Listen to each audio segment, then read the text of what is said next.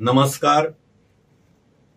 सर्व लेवा गणबोली बोलणाऱ्या आणि लेवा गणबोली भाषेत साहित्य निर्माण करणाऱ्या माझ्या मित्रांनो, आपल्या सरकारच्या राष्ट्रीय शैक्षणिक धोरण 2020 नुसार यापुढे बोली भाषांना खूप महत्व प्राप्त होणार आहे.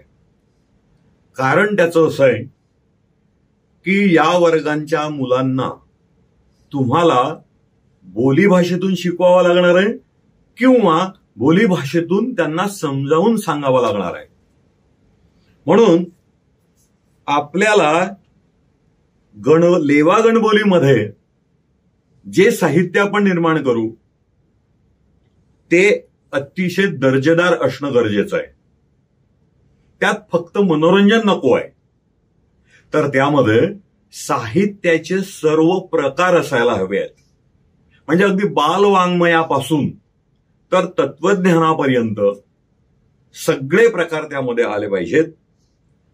आणि आपल्या अगोदरचे जे दिग्गज होऊन गेले साहित्यिक, त्यांचं साहित्य आणि आपलं आपण निर्माण करतो आहोत ते, त्यामध्ये कथा असतील, कविता असतील, कादंबऱ्या असतील, नाट्यछटा असतील, नाटकं असतील, अनुवाद असेल, समीक्षा असेल, निबंध असेल, व्याकरण असेल, असे सगळे प्रकार त्यामध्ये आपल्याला जतन करायचे आहेत.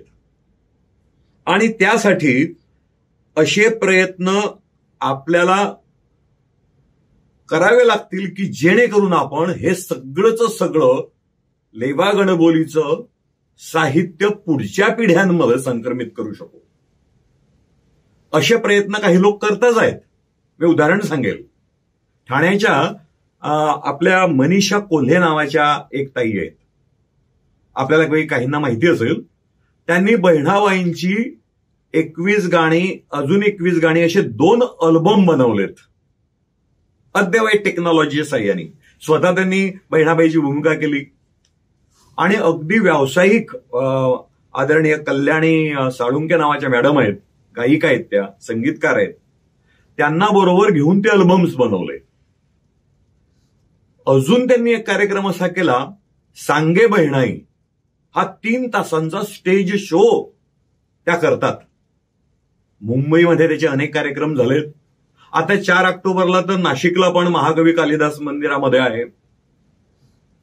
आपल्या दुसरं उदाहरण मी ठाण्याच्या आपल्या लीलाताई गाजरेंचं देईल. त्यांच्या नाट्यछटांचे काही व्हिडिओज त्यांनी जतन करून ठेवलेले आहेत. फैसपूरचे आमचे प्राध्यापक उत्पल चौधरी आहेत की ज्यांनी अनेक शॉर्ट फिल्म्स आपल्या या भाषेमध्ये बनवले आहेत, ते पण जतन करून ठेवत आहेत. आपल्याला अद्ययावत टेक्नॉलॉजीचा वापर करून आपण जे काही बनवू, जे काही तयार करू, नवनिर्मिती करू, ते अलीकडच्या फॉर्ममध्ये पाहिजे.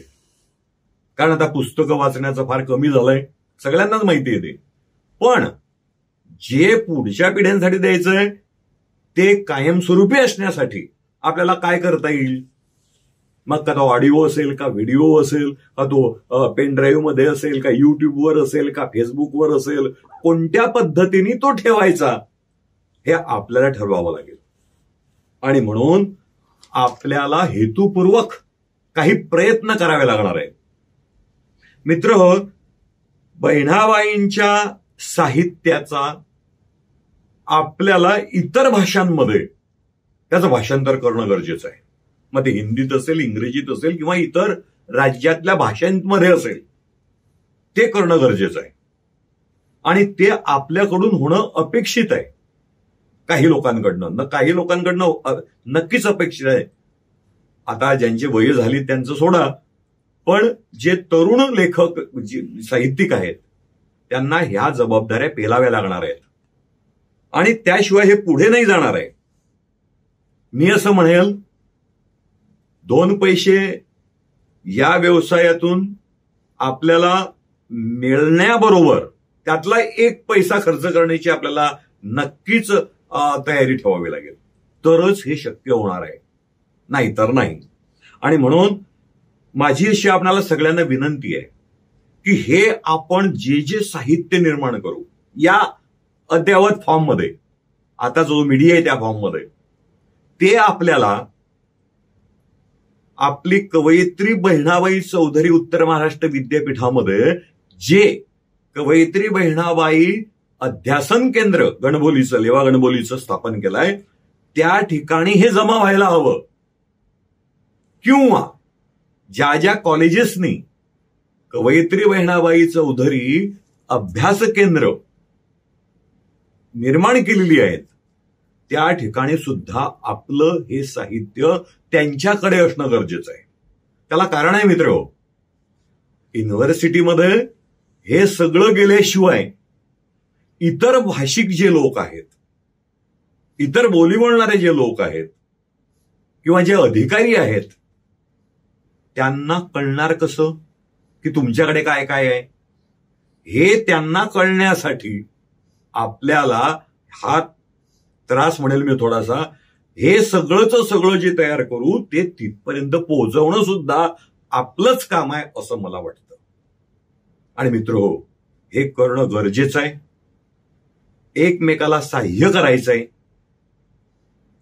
तुमच्या जे काही तुम्ही बनवलं असेल आतापर्यंत ते या फॉर्ममध्ये आणा आणि तो फॉर्म तिथे सबमिट करा. तर मला असं वाटतं भविष्यामध्ये आपल्याला काहीतरी करता येईल, बोलता येईल, सांगता येईल की बा आमचं असं असं आहे. आणि हे सगळं करण्यासाठी मित्र हो, मी सगळे मिळून करायचंय. हे असं काही एकट्या दुकट्याचं काम नाही.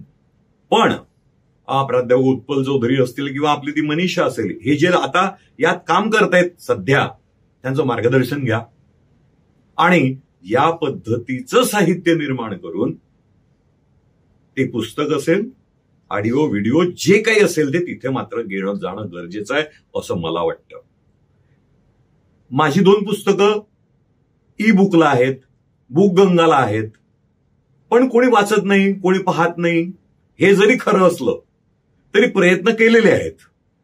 तसे प्रयत्न आपणही करावेत की जेणेकरून तिथे जास्तीत जास्त आपलं साहित्य जाईल आणि लेवा गणबोलीला एक विशिष्ट अशा प्रकारचा दर्जा त्या ठिकाणी केला जाईल. आपण सर्वांनी मिळून हे काम करूया. या कामासाठी आपण सर्वांना मनपूर्वक शुभेच्छा देतो आणि या ठिकाणी माझ्या शब्दांना विराम देतो. धन्यवाद. जय हिंद, जय महाराष्ट्र.